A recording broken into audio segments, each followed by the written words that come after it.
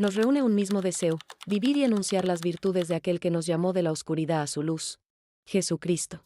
El Señor nos expresa. Yo soy el autor y consumador de la fe. Y este canal de YouTube, de esta comunidad de Sin Muros y Puertas Abiertas, es lo que predica, es lo que enseña, que todos pongamos nuestros ojos en Él. Los invito a que hagan ustedes su suscripción, a que hagan sus comentarios, a que nos hagamos conocidos a muchas personas. Eso hace que la escritura corra a gran velocidad a cada rincón del mundo. Un abracito a todos y muchas bendiciones.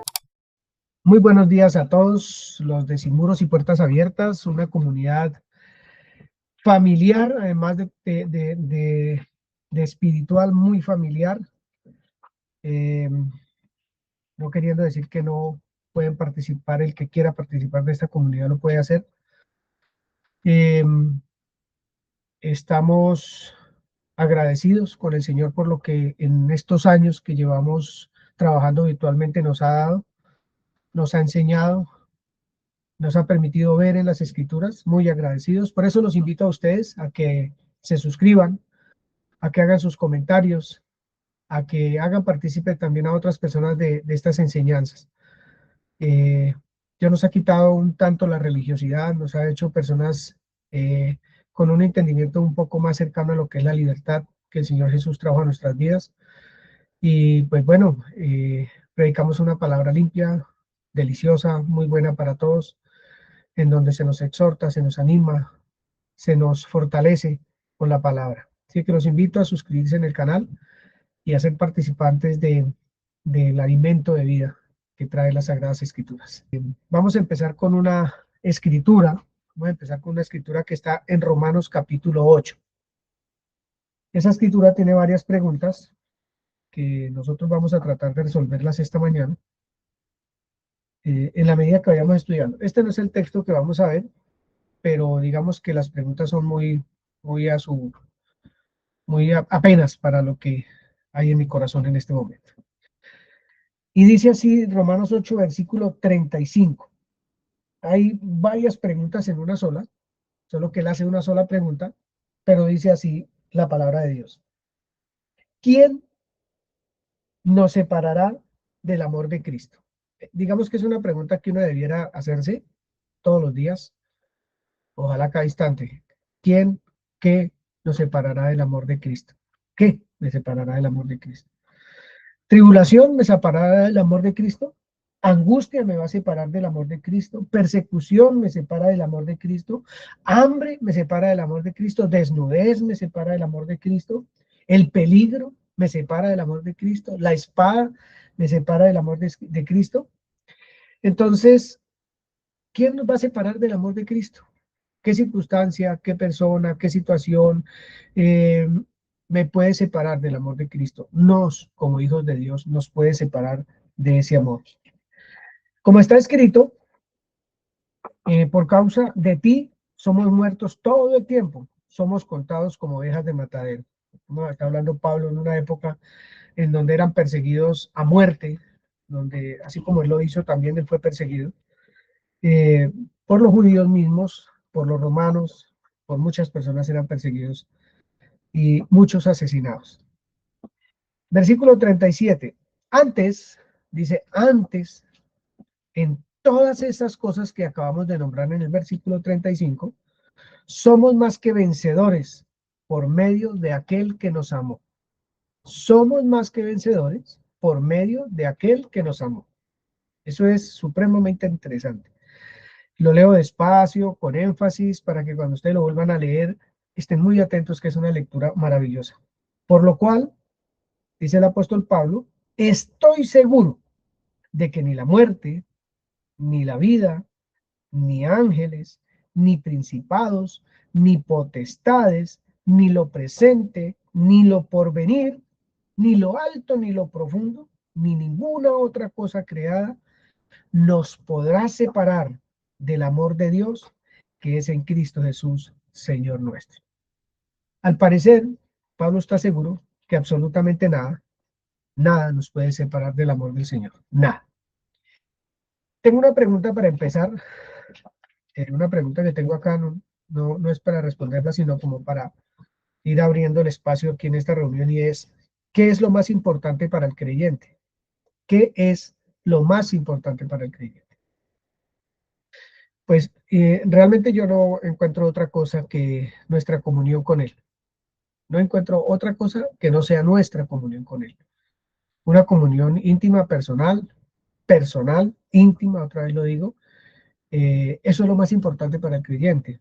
Es el máximo tesoro que nosotros podemos tener, que es poder entrar a la presencia de nuestro Padre con absoluta confianza, conversar con Él, hablar de nuestra vida, de nuestras necesidades, de nuestras victorias, de nuestras derrotas, de todo lo que le queramos hablar al Padre.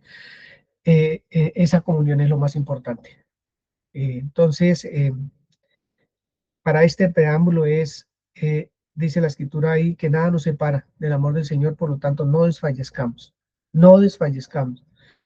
Vamos para adelante, porque no vamos solos. El vencedor está con nosotros, el que es sabio, el que sabe por dónde guiarnos, nos lleva de su mano. Entonces, que eso que debe ser lo más importante para el creyente, que es lo más importante para el creyente, que es nuestra comunión con Él, no nos falte, no nos falte, no nos falte en ningún instante. Si la está pasando súper bueno, súper delicioso, que no le falte la comunión. Si la está pasando medio bien, que no falte. Si la está pasando mal, tampoco, que no falte. Entonces, ¿qué es lo más importante para el creyente? Eh, Se ha venido hablando del hijo pródigo. Yo no voy a hablar del hijo pródigo, voy a hablar de nosotros. Pero quiero hacer un énfasis. He escuchado la enseñanza del domingo pasado por ahí unas 7 veces u 8, porque es muy interesante cómo el escuchar la enseñanza lo lleva a uno a mirar otros aspectos, a abrir otras visiones de lo que la escritura nos enseña para la vida de uno, ¿cierto? Y una de las cosas que me queda en el corazón todas las, casi que me sé ya de memoria la enseñanza, pero hay una que dice, el hijo sabía quién era su padre. Escuchen esto. El hijo sabía quién era su padre, también sabía cuál era su casa, sabía todo lo que tenía derecho en su casa. Él sabía quién era su padre en su casa, volveré a la casa de mi padre, sabía cuál era el camino a esa casa, pero también sabía a qué tenía derecho, porque dijo, yo no soy digno de que me llame tu hijo, sino yo quiero ser un obrero, yo quiero ser un obrero, una persona que trabaja ahí. Esto quiero que lo tengamos en cuenta para las 3 escrituras que vamos a ver. 3 escrituras, ustedes me van a ayudar a analizarlas y vamos a orar de acuerdo a lo que Dios le hable a usted y a mí al corazón. Quiero preguntarle a Felipe Ortiz, que está ahí solito, ¿qué significa ser consciente? Ser consciente. Podríamos decir tener, tener razonamiento, pienso yo, que me suena más a eso, tener razonamiento acerca de algo, sí, de algo, podría ser. Bien, Pepe, está bien. Jenny, ¿qué para usted es ser consciente? Para poder ser consciente necesito ver. Entonces, lo que veo me hace saber y entender. Bueno, está bien. Yo tengo de diccionario. Dice lo siguiente: ser consciente, como dijo Pipe, implica tener conocimiento. Escuchen esto. Implica tener conocimiento, y no solamente eso, sino sensatez o pleno uso de las facultades. Por eso a mí me asombra el hijo que se fue de la casa y el hijo que se quedó en la casa. El hijo que se quedó en la casa ignoraba por ignorancia qué era lo que tenía, pero el hijo que se fue sí sabía qué era lo que tenía cuando volvió en sí, ¿cierto? Sensatez o pleno uso de sus facultades. Sus sinónimos principales incluyen darse cuenta, percatarse, conocer, entender, estar al tanto, ser sensato, responsable, lúcido o reflexivo. Se refiere tanto a la percepción de la realidad como a la responsabilidad sobre los propios actos. Ser consciente, como le pasó al hijo pródigo, volvió en sí, o sea, fue consciente. fue consciente de quién era su padre, cuál era su casa y a qué tenía derecho. Para los que saben inglés, hay varios predicadores que dicen como, dicen inglés, yo no tengo eso, sino que me dio por escuchar, por escribir esta frase en inglés, por llamar la atención también, y es, "There is not substitute for my work. There is no substitute for my work." No hay sustituto para mi trabajo. Así se llama la enseñanza. No hay sustituto para mi trabajo. Unas preguntas muy sencillas como estas nos debiéramos hacer todos. Después de lo que hemos escuchado en estos meses, en estos años, ¿cuál es mi trabajo que otro no puede hacer por mí? ¿Cuál es la labor que yo única y exclusivamente me pertenece a mí? No hay sustituto para mi trabajo. Necesitamos ser conscientes, tener conocimiento, razonar, lo que implica caminar este camino, esta verdad y esta vida. Necesitamos ser absolutamente conscientes, porque tenemos el conocimiento, tenemos las facultades, lo tenemos absolutamente todo, llenos del Espíritu Santo. Ahora, nos han dado libertad, sí, nos han dado voluntad, claro, gracias al Señor por lo que nos la dio. Entonces necesitamos, nosotros hoy en día, entender que no hay otro que pueda hacer el trabajo por mí.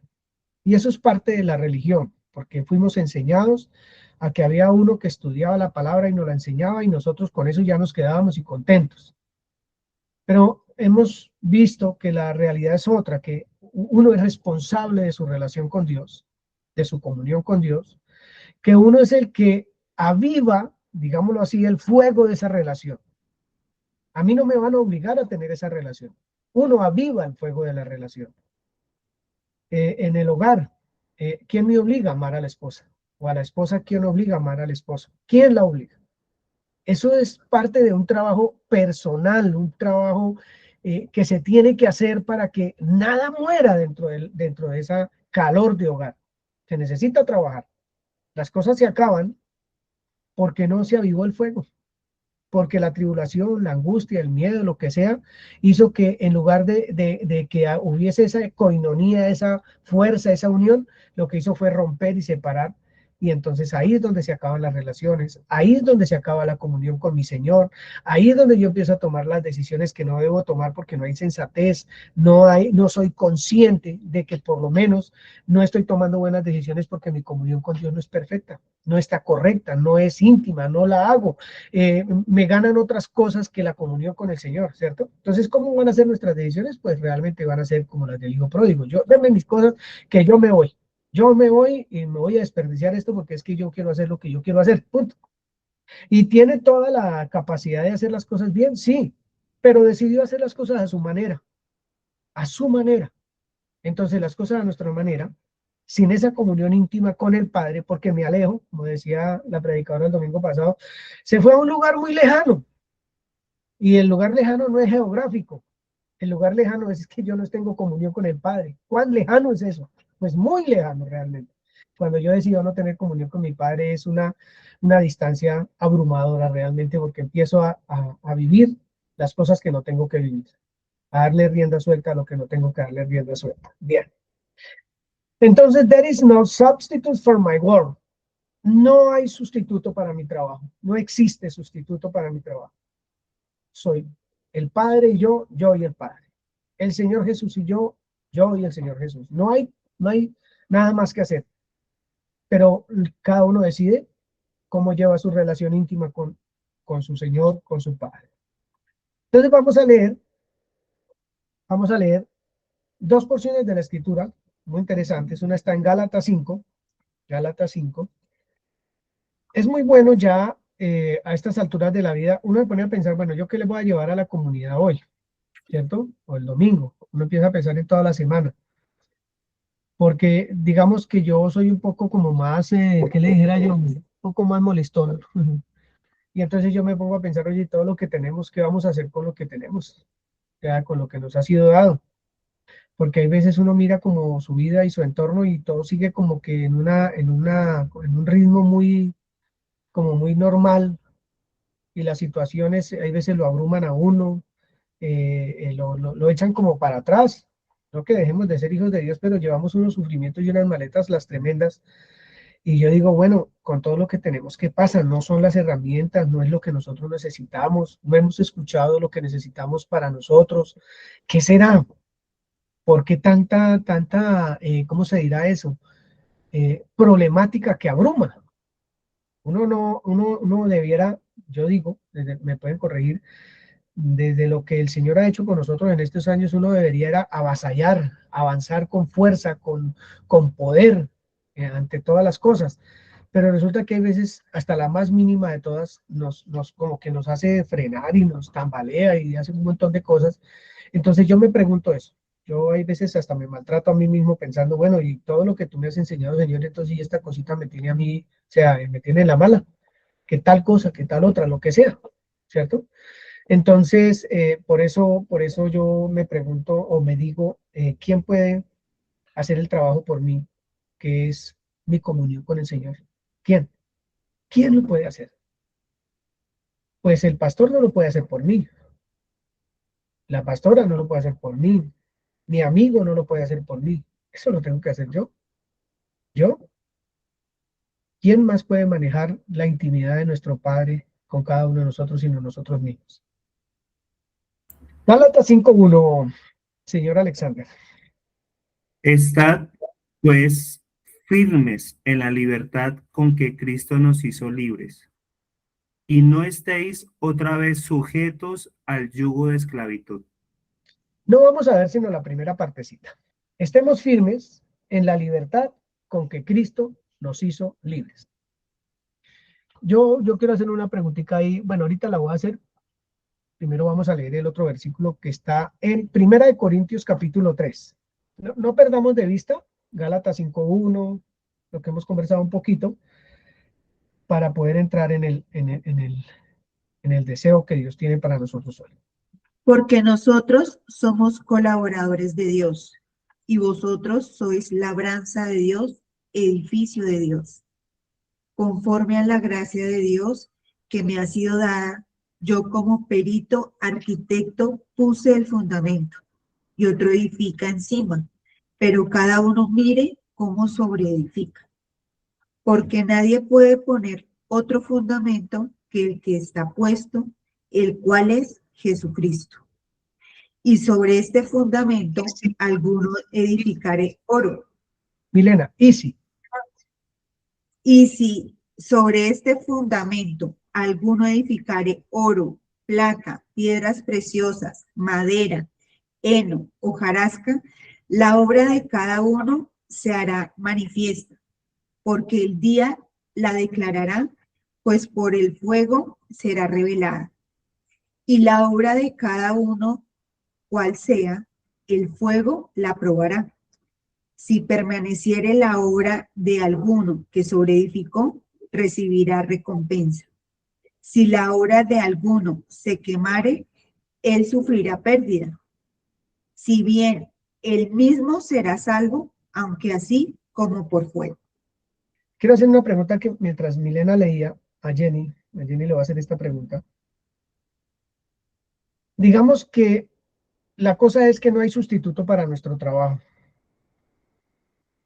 Uno se puede volver conchudo, Jenny, se puede volver, como le dijera yo, como duro, como conchudo, como no sé qué es palabra expresar, en ese trabajo que a uno le corresponde de comunión con el Señor, de saber que tengo lo más importante para mí en la comunión, pero me puedo volver conchudo o duro. ¿Cómo lo puede expresar usted? Bueno, yo pensaría que sí puede pasar que pierda el norte, llámese dureza, conchudez, desatención y muchas otras cosas. Lo que pasa es que, digamos que la vida cotidiana trae un montón de situaciones, ¿cierto? Y probablemente la cantidad de factores que son distractores pueden llevarnos a estar enfocados en otros asuntos que digamos, no pasaría la comunión a estar en un primer plano. Pero entonces ahí habría uno que hacerse otro tipo de pregunta, ¿sí? ¿Cuál es la prioridad? Porque digamos que es coherente. Usted está enamorado y a usted cuánto le cuesta ir a visitar a la novia. O al revés. 3 horas. O encontrarse una cita, ¿cierto? Con su amorcito. El mejor vestido, el mejor perfume, el mejor maquillaje, no sé, perfilarse la barba, en todo caso, ¿cierto? Siempre va a ser algo que nace, que aflora, producto de. Entonces, creo que, no cuesta. ¿Mm? Ahora, si hay una distorsión, es porque se ponen los ojos en otro lado, ¿no? Ella no Pensamiento. llegó, ya no llegó temprano a la cita. Yo me acuerdo que el Señor dice en el libro de Deuteronomio, pon la palabra en los frontales de tu casa, ¿cierto? Eso básicamente, traducido a nuestro idioma hoy, es pon atención. La palabra en los frontales es la frente, la parte de la frente. Ahí es donde está el foco de atención de una persona. ¿Y qué era lo que quería decir con eso? Que la palabra esté puesta en los frontales, es decir, sea tu atención puesta ahí, la palabra. ¿Mm? Porque si su atención está en otra cosa, usted va a dar de acuerdo a donde usted tenga su foco de atención. Eso va a ser su prioridad. Por tanto, por eso él dijo, por tanto estén atentos. Eso lo repite muchísimas veces en la escritura. Entonces, cuando se pierde el foco de atención, se ha perdido por alguna razón, porque claramente tiene que haber algún factor distractor que sedujo mis sentidos de la verdadera fidelidad. Estaba mirando acá el diccionario, mientras Jenny también hablaba, en una cosa que se llama monotonía en lo natural. ¿Quién tiene monotonía en Google, por favor? Monotonía. Yo la tengo ya en lo que significa en la palabra, pero ¿qué es monotonía? Resulta que cuando todo se vuelve monótono, entonces se vuelve aburridor y se puede estar terminando. Y estamos hablando de la comunión con el Señor, ¿cierto? Cuando la cosa no cambia, cuando la vida sigue ahí como una rutina aburridora, diría yo, en muchas ocasiones hace que también así sea la comunión con el Señor, o eso refleja nuestra comunión con el Señor, una rutina, una monotonía que a la final aburre y se termina. Acá dice, es la cualidad de algo que resulta repetitivo, uniforme y sin cambios, lo que puede generar aburrimiento o falta de interés.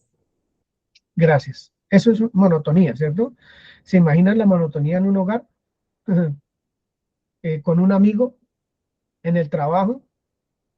Solo pensemos esas actividades cuando se vuelven así rutinarias y monótonas, aburren y yo no quiero, ni siquiera quiero estar en ese lugar o en esa situación, porque horrible. Y dice acá también en Google, la Biblia aborda la monotonía no solo como rutina, sino como un vacío espiritual, una falta de propósito. Vacío espiritual y falta de propósito. Eclesiastés lo define como bajo el sol. Todo lo que sucede en el sol es vanidad, todo es aburrido, todo es no sé qué, ya alcancé aquello, me aburrió, alcancé lo otro, también me aburrió, ya nada le satisface, ¿cierto? Nada absolutamente. Entonces, es muy bueno también meditar en eso, porque todo puede estorbar la labor que solo a mí me corresponde y que necesito no descuidar esa labor, ese trabajo que solo a mí me es dado para que eso no sea una rutina, algo monótono, algo no aburridor, algo que ya no quiero saber. Una de las cosas que quiero para terminar esta partecita es que cuando yo no veo el cambio que yo quiero ver allá, o sea, en las personas allá, o en la situación allá, o en el trabajo, lo que sea, eso es devastador para la persona cuando empieza a ser rutinario, cuando empieza a no ser consciente o cuando ya la vida es normalizada.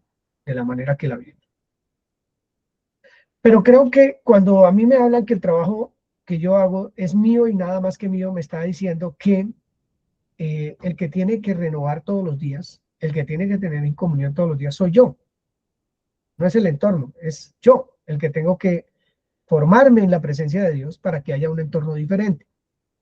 Y si es difícil el entorno, ese trabajo que yo estoy haciendo en intimidad con el Padre me da la fuerza, me da la lucidez mental, me da todo lo que necesito, la sabiduría, para seguir avanzando en el trabajo que estoy haciendo, sea en lo que estoy viviendo en el trabajo, en la casa, en la economía, en todas las situaciones de la vida. ¿Sí?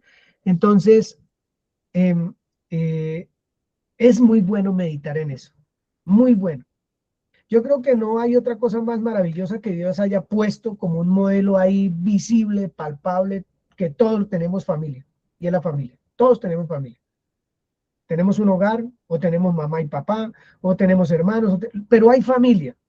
Y ahí es una muy buena, ¿cómo se llama? Esa escuela en donde podemos ver como creyentes cómo está nuestra relación con Dios.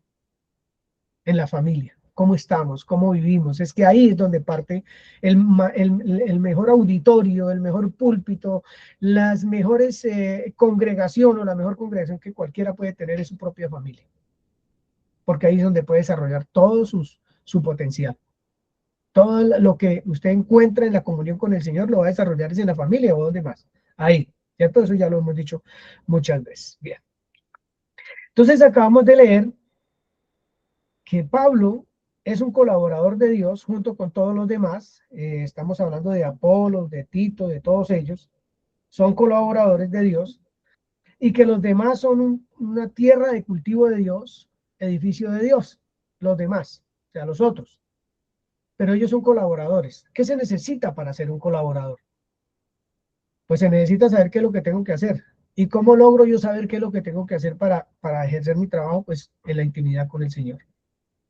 Estoy hablando en la parte espiritual. Tengo que hacer eso, ir a la intimidad con Dios. Y se atrevió Pablo en el versículo 10 a decir, en el versículo 10, conforme a la gracia de Dios que me ha sido dada, luego no es la fuerza de Pablo, no es porque Pablo es el duro, sino que recibió algo de parte de Dios. ¿Dónde? Mágicamente no. Comunión con el Padre. Comunión, comunión, comunión. Vaya que sí la tenía. Dice, conforme a la gracia de Dios que me fue dada, yo, como perito arquitecto, puse el fundamento. Yo, como perito arquitecto, puse. Nadie otro lo puso, sino aquel que tuvo una comunión con el que le dijo cuál era el fundamento. Yo como perito arquitecto puse el fundamento y dice, y otro edifica encima, pero cada uno mire cómo sobreedifica. Bien, vamos a parar un poquito ahí. La escritura habla del fundamento de los apóstoles y profetas. Ellos pusieron un piso firme y además dice otro versículo aquí, el 11.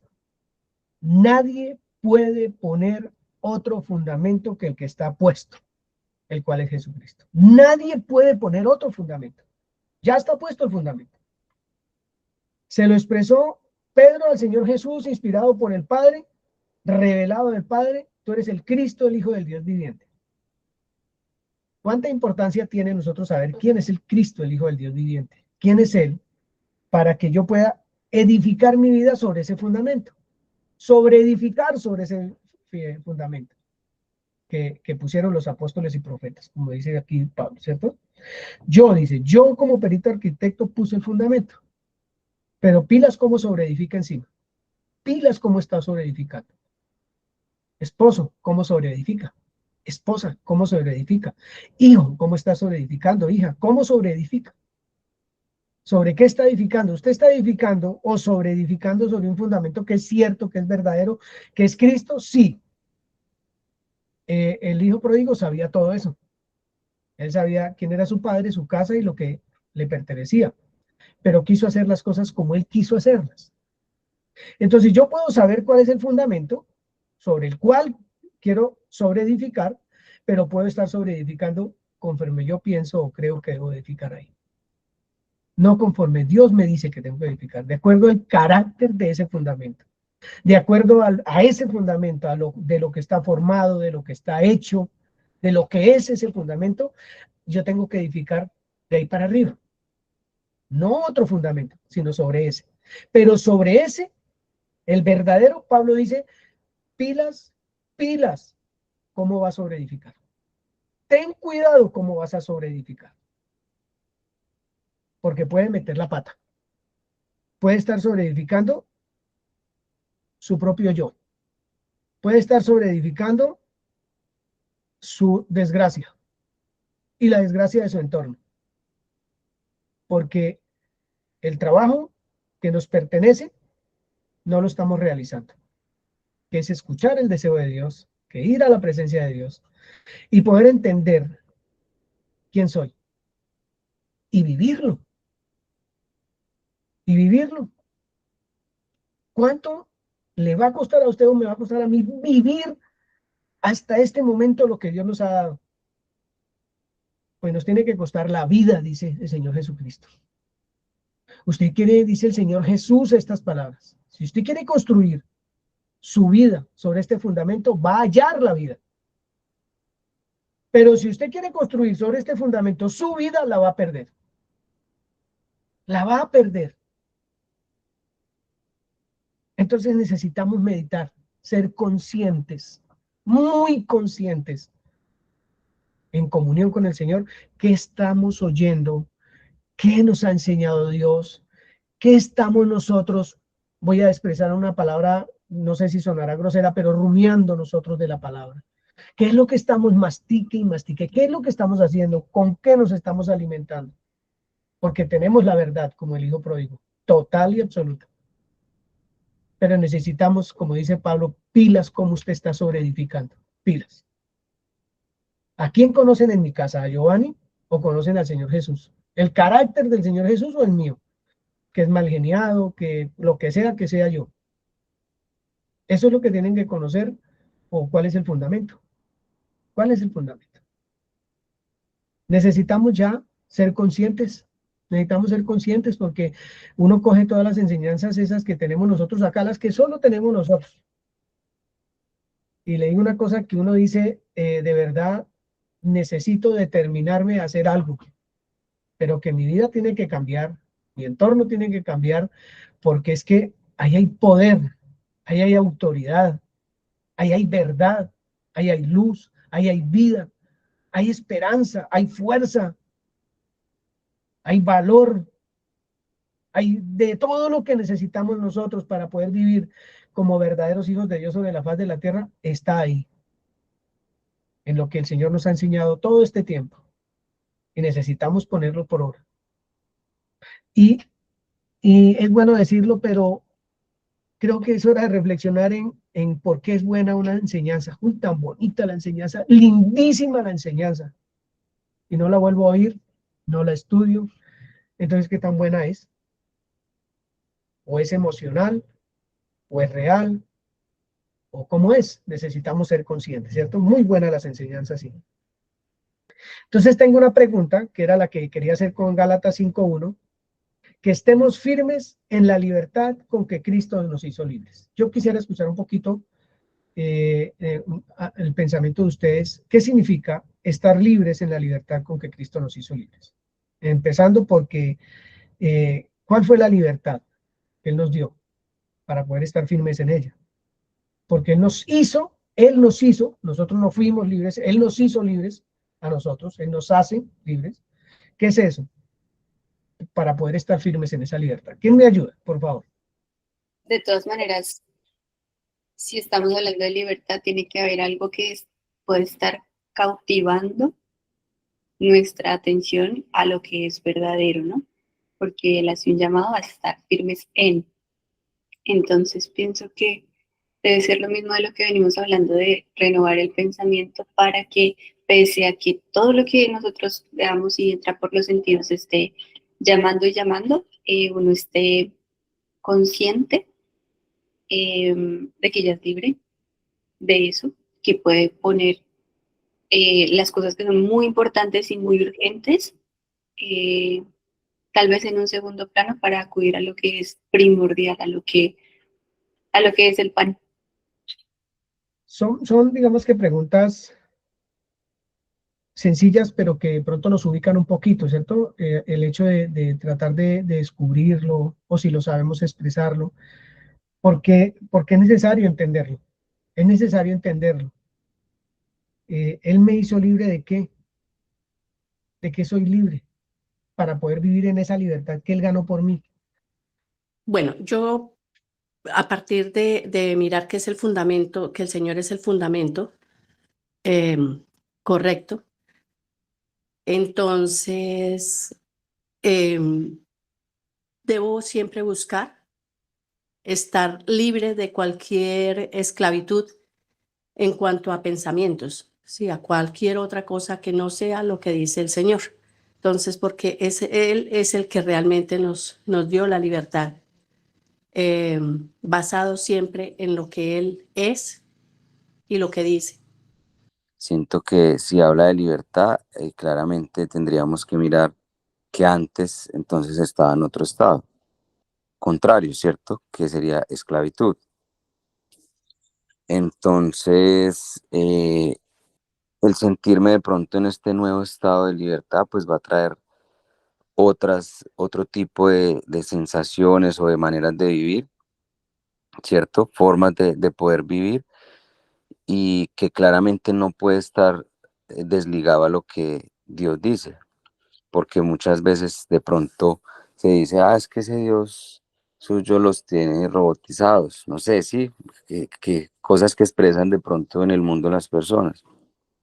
Es que eso los lavaron el cerebro, es que, qué sé yo, ¿cierto? No puede, usted no es libre de hacer lo que usted quiera, pero realmente es basado en lo que, claramente en lo que Dios dice para mi vida, qué debo hacer, y eso realmente me da, o que también más allá de lo que yo haga físicamente, ¿cierto? Siempre puedo tener esa libertad de decidir qué hacer para mi vida basado en lo que Dios dice. Y eso me debe dar tranquilidad, esa plena libertad de que pase lo que pase, pues Dios va a estar conmigo, pero que si yo hago eso que Dios dice, pues voy a tener verdadera libertad. Pensaba en el tabernáculo, en el lugar santísimo. No había libertad para entrar allí. Cristo quitó ese velo para poder entrar. Entonces pienso que esa libertad que Él nos da es poder tener esa íntima comunión con el Padre, ya no con la carga que se traía del pecado y la culpa, sino sabiendo que ella es útil. Entonces, ¿de qué fue libre? Para poder entrar al lugar santísimo y no morir. Del pecado. De la culpa, ¿cierto? El pecado, la culpa, la acusación y todo lo demás. Fue libre, ¿cierto? Entonces dice, permanezcamos firmes en eso. Permanezcamos firmes en la libertad con que Cristo nos hizo libres. En esa libertad debemos permanecer firmes. Pero digamos que pensando en mí, hay veces yo entro a la comunión con el Señor y pareciera que fuera un esclavo. Todavía un esclavo. Todavía diciéndole cosas que avergüenzan realmente. No siendo uno ni siquiera consciente de quién es, sabiendo lo que tiene, de dónde, a quién pertenece, cuál es su casa, todo lo que es de uno, y uno todavía no sigue uno con unas oraciones que avergüenzan de verdad. Jenny tiene algo para expresar de firmes en la libertad con que Cristo nos hizo libres. Lo que pasa es que cuando uno observa esta escritura que dice, estad pues firmes en la libertad con que Cristo nos hizo libres, es un comienzo de algo que viene hablando, ¿cierto? Donde dice, bueno, ahora entonces haga esto, pero de acuerdo a todo lo anterior. Entonces, cuando uno empieza a observar, por eso es que Gálatas es un libro bastante importante, de verdad estudiarlo para cualquier creyente, porque ahí básicamente le cuenta a uno qué fue lo que sucedió en nosotros para hacer esa transición, de pasar de un estado a otro, ¿sí? Y, por ejemplo, permítame, yo leo esto. Dice en el capítulo 4, dice lo siguiente. Dice, más ahora conociendo a Dios. Eso está en Gálatas 4:9. O más bien, siendo conocidos por Dios, ¿cómo es que os volvéis de nuevo? ¿Sí? ¿Cómo es que vas a volver de nuevo? Es decir, ya estabas ahí, ¿cierto? ¿Cómo es que os volvéis de nuevo a los débiles y pobres rudimentos, a los cuales os queréis volver a esclavizar? Entonces allá nos está indicando a qué era que estábamos anclados, ¿sí? Pero quieres volver a eso. ¿Cómo es? Hace la pregunta afirmativa. ¿Cómo es que os quieres volver a esa condición, a ese estado, ¿cierto? De estar esclavizado en esos pobres y débiles. Primero, mire cómo lo describe, que son pobres y son débiles. Sin embargo, te quieres volver a esclavizar. Pero ¿cómo es posible? En pocas palabras, ¿cierto? Porque quieres volver a todo eso que te tenía sometido. Entonces, cuando Gálatas dice en el 5:1, estad pues firme, se necesita tener un bagaje y un conocimiento que no puede estar basado solo en saberes, sino en entender, ¿cierto? ¿Qué fue lo que pasó? Porque si yo no logro comprender eso, yo no voy a, primero no voy a saber de qué he sido libre, segundo no puedo valorar, no puedo realmente exaltar semejante cosa, porque no entiendo qué fue lo que pasó. Yo no estoy entendiendo de dónde pasé, hacia dónde, y por tanto, pues tampoco el valor que le dé puede estar realmente en la posición que debe estar en mi corazón, ¿sí? Lo tengo en poco, porque no sé lo que ha pasado, ¿sí? Pero cuando yo ya entiendo qué fue lo que sucedió y qué fue lo que pasó, de dónde vengo, a dónde me han puesto, qué es lo que significa lo que ha pasado, ahí sí puedo decir, ah, ok, entonces puedo estar firme, ¿sí? Y estar firme, ¿qué significa? ¿Qué podemos pensar de estar firme? ¿Qué es estar firme? No me quiero mover de una posición. Firme es algo que es estable, Me mueve.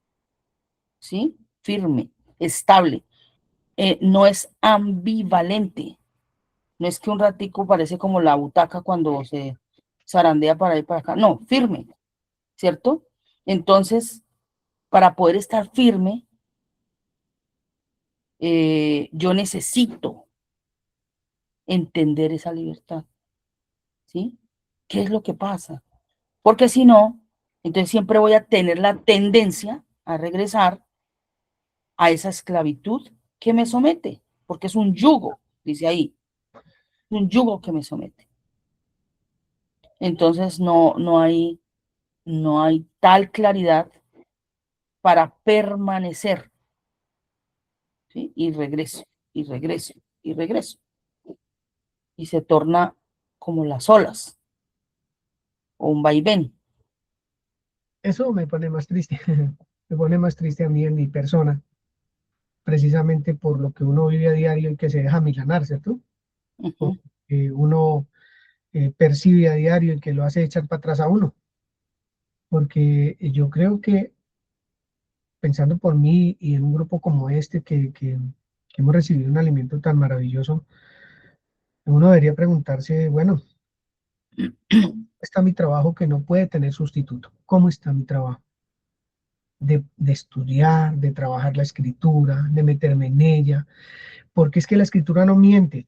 Ella dice que renueva y transforma, nos da una nueva vida, nos da una posición, nos da un lugar seguro, firme, donde nada me puede mover. Dice la escritura, ¿qué me puede separar a mí del amor de Cristo? ¿Qué? Pero cuando uno se observa, hay veces, a uno le da cosa en el trato a las personas, en el que pecó y que no lo recibo como Cristo me recibió a mí que pequé, sino que primero va las vainas por delante para poder ahí sí decirle, venga, para que le digo algo, venga, le ayudo, venga, me pongo a su lado, o lo que sea. O sea, de verdad que eso sí, hay veces me pone a mí realmente eh, con un temblor bastante fuerte porque yo digo, Señor, o sea, ¿cómo vamos en el trabajo? Sé que vamos bien, sé que estamos caminando bien porque Él no se equivoca, pero el que sufre es uno, que quiere vivir esclavo de sus propias ideas, de sus propios pensamientos, de lo que usted tenga, que lo tiene esclavo o esclava. Sabiendo de lo que usted ya, sabiendo lo que usted ya es, a quien le pertenece y lo que le pertenece. Cuando el hijo pródigo volvió en sí, él no corrió para otro lado diferente que no fuera para el lugar que le correspondía, porque sabía, entendía que estaba en el lugar equivocado, deseando inclusive alimentarse de lo que jamás pudo alimentarse, porque no pudo alimentarse. Nadie le quiso ofrecer lo que él quería, el alimento que él quería, para poder seguir en su derroche. No pudo ni siquiera alimentarse del mundo, de las mentiras, no pudo seguir alimentándose de eso. Nadie le ofreció eso. Nadie me ofreció, dice. Yo quería comer de eso, pero no.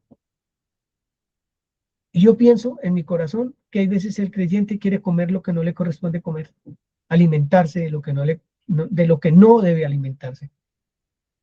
Y entonces no puede amar como se debe amar, como el Señor Jesús dice, que es dar la vida por el otro. No se puede amar así. Y no me dice que ame al bueno. A mí no me dice que ame al bueno. Eso es natural. Pero debo amar al que no me ama, o al que yo veo diferente, o al que se porta diferente que lo que yo quiero que se porte. O sea, construir, edificar encima de ese fundamento es bien importante, bien importante. Y Pablo es tan importante que dice, oye, pilas cómo sobreedifica, pilas, porque el fuego va a probar esa obra que usted está haciendo. Y hay una obra que va a permanecer y otra que no. Una que tiene mucho valor, esmeraldas, oros, piedras preciosas, esa va a pasar la prueba del oro. Pero lo que no va a pasar la prueba es la madera, la hojarasca, el heno y demás. Ahí dice la escritura. Esa no va a pasar. Entonces, ¿en qué vamos a quedar nosotros? Si la obra no es aprobada. Pues la escritura ahí mismo dice, sí, usted va a ser salvo. Pero también por fuego. Pero también por fuego. Porque nada nos va a separar del amor del Señor. Nada. Eso es verdad. Pero que la obra va a ser probada, claro que va a ser probada. Claro que va a ser probada. Y ahí es donde nosotros nos vamos a dar cuenta es cómo estoy haciendo mi trabajo, el mío, el personal, el que nadie puede hacer por mí. ¿Cómo está mi trabajo ahí? Y necesitamos empezar a verlo, mis hermanos y hermanas, ya necesitamos empezar a ver eso. Yo creo que nosotros ya necesitamos empezar a vivir realmente el reino de una manera especial, bonita, con todas sus vicisitudes, pero que nada nos arredre, que nada nos eche para atrás. Vamos a mirar un último versículo y vamos a entrar en oración. Me llamó muchísimo la atención ese versículo. Mucho, mucho, mucho me llamó la atención. Porque primero me palmotea la espalda y después, ¿cómo así? Dios haciéndome eso, no puede ser. Bien, miren esto. Antes de eso voy a decirle lo que es un perito, un perito arquitecto. Un perito arquitecto dice que es un experto, un sabio y que está capacitado. Experto, sabio y capacitado para poner el fundamento, ¿cierto? Ese es un perito. Y el arquitecto es un artífice, porque como él no se mandó solo, o sea, él fue enviado por la gracia de Dios, dice, por conforme a la gracia de Dios que me ha sido dada. Yo como perito arquitecto, o sea, hay otro que lo envía, puse el fundamento. El arquitecto es un artífice, el que hace, el que crea, el que diseña, el que tiene el mando, el que sabe. Ese es un perito arquitecto. Uno que tiene comunión con Dios y hace lo que Dios le dice. Mire, monte este fundamento y usted lo hace. Ese es un perito arquitecto. Bien.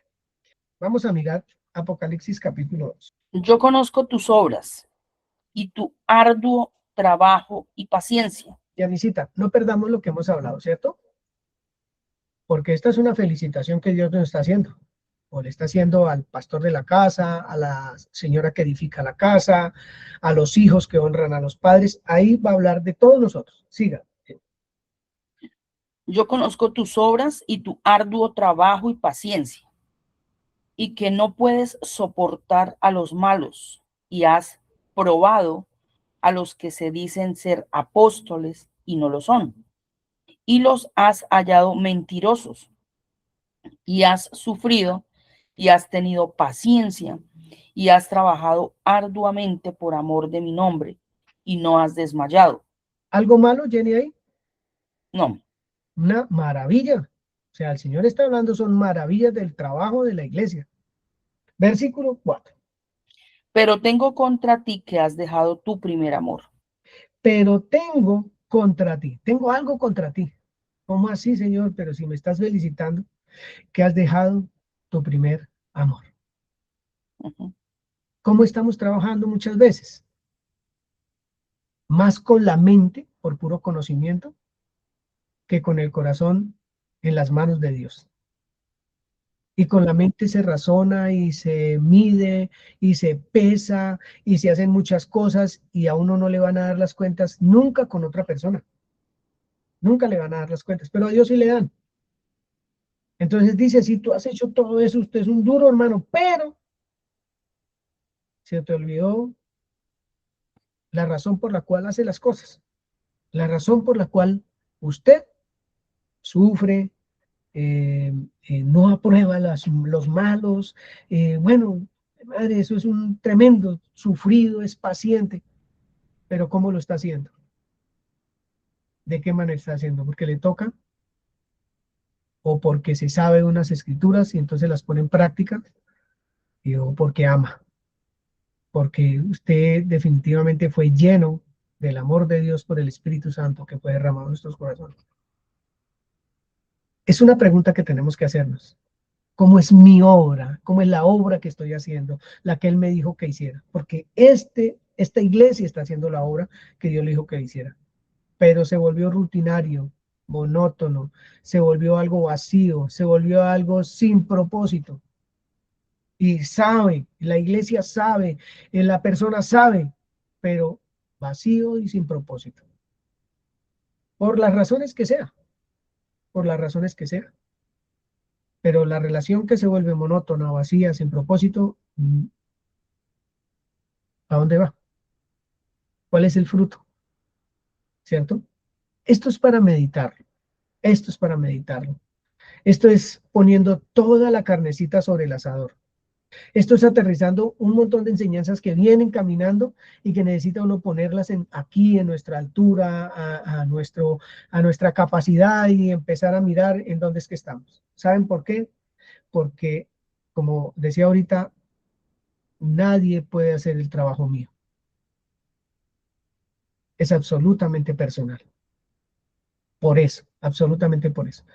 Y vamos en oración a darle gracias a Dios por su palabra que nos has dado, que nos ha dado todo este tiempo, todos estos años que llevamos como creyentes, por esa labor tan maravillosa que viene haciendo nosotros, quitándonos esa coraza durísima de la religiosidad, esa coraza durísima de la ignorancia y haciéndonos o trayéndonos luz, trayéndonos entendimiento, trayéndonos conocimiento durante todos estos años de su palabra. Darle gracias a Dios porque nos despierta para que esto no se convierta en una monotonía que no resulta en absolutamente nada, porque no tiene propósito. Darle gracias a Dios que nos saca de todo esto para que nosotros podamos avanzar en el reino, abarcando personas, trayendo personas, enseñándole a personas el carácter del Señor Jesucristo. Sin ningún temor, sin nada, porque tenemos un buen fundamento firme, porque somos enviados por el que fue enviado, porque Él cumplió el propósito cuando fue enviado y a nosotros también nos envía a hacer un trabajo, un rescate, un llevar un mensaje de vida a muchas personas. cuántas necesitan, pero yo digo que el principal trabajo tiene que empezar en la casa, en nuestras casas. Ahí empieza absolutamente todo. La mayor congregación, la mejor congregación, la más sofisticada que nosotros tenemos para aprender a caminar en el Evangelio de Cristo se llama nuestra familia. No hay otra congregación, porque en otras veces corremos a arreglarle la vida a otros y la de nosotros, que nuestras responsabilidades, ¿dónde están? En nuestras casas, con nuestras mismas familias. Entonces creo que hay por mucho que darle gracias al Señor, por mucho, mucho hay que darle gracias al Señor. Entonces es una invitación esta mañana, en el ratico que nos queda, oremos a Dios, de acuerdo a lo que las personas que van a orar tengan en su corazón, y pues bueno, que Él nos ayude a caminar, a repasar, a estudiar, a que esa pasión por la escritura sea una candela continua dentro de nosotros, un fuego todo el tiempo dentro de nosotros, para poder uno vivir el Evangelio y expresárselo a otros. Lo necesitamos, lo necesitamos. Quiero, para cerrar esto, yo les contaba hace unos días que yo he sido muy malo para hacer amigos, y eso es a causa de la religiosidad, porque cuando nosotros conocimos el Evangelio de Cristo, lo primero que nos enseñó es que hay unos afuera y otros adentro, y que no nos podemos unir con los de afuera, porque, mejor dicho, eso era, y entonces uno miraba al ladrón, al mentiroso, a la prostituta, al borracho, al drogadicto, al homosexual como la peor cosa del mundo, y en lugar de acercarnos, nos alejamos mucho. Y entonces lo que les quería decir es que esta semana estuve en el lugar donde trabajé por unos 40 años, y me paré en medio de todos y estaba absolutamente solo, sin un amigo. Me saludaron 2 o 3 hermanos en la fe y se fueron, porque cada uno tiene su religión y su cosa. Pero me di cuenta que pude ver el fruto de no haber entendido el Evangelio desde el comienzo. Por eso el agradecimiento de que Él quite de nosotros tanta vaina y tanta cosa y tanta censura, y poder uno tener el diálogo correcto con el que necesita, porque Él vino a rescatar, es lo que está perdido en tinieblas. Él vino, fue a eso, y a eso nos envió a nosotros. Y pude sentir dolorosamente, no se imaginan cuánto, verme solo en medio de tanta gente, muy solo absolutamente. Claro, si las personas saben que yo tengo un negocio donde alguien se puede beneficiar, si hubiera tenido 50 o 100 alrededor mío, pero como yo no manifesté que vengo a hacer un negocio, sino que llegué ahí, pues solito. Entonces vamos a orar hoy, que no nos acontezca, que mañana estemos solos, sin nadie a nuestro alrededor, a causa de o la religiosidad o nuestra falta de trabajo personal para crear esos vínculos que el Señor dijo que nosotros debíamos crear con las otras personas, y que no haya un fruto realmente apacible de justicia, de paz, de amor, de libertad, porque no la supimos expresar.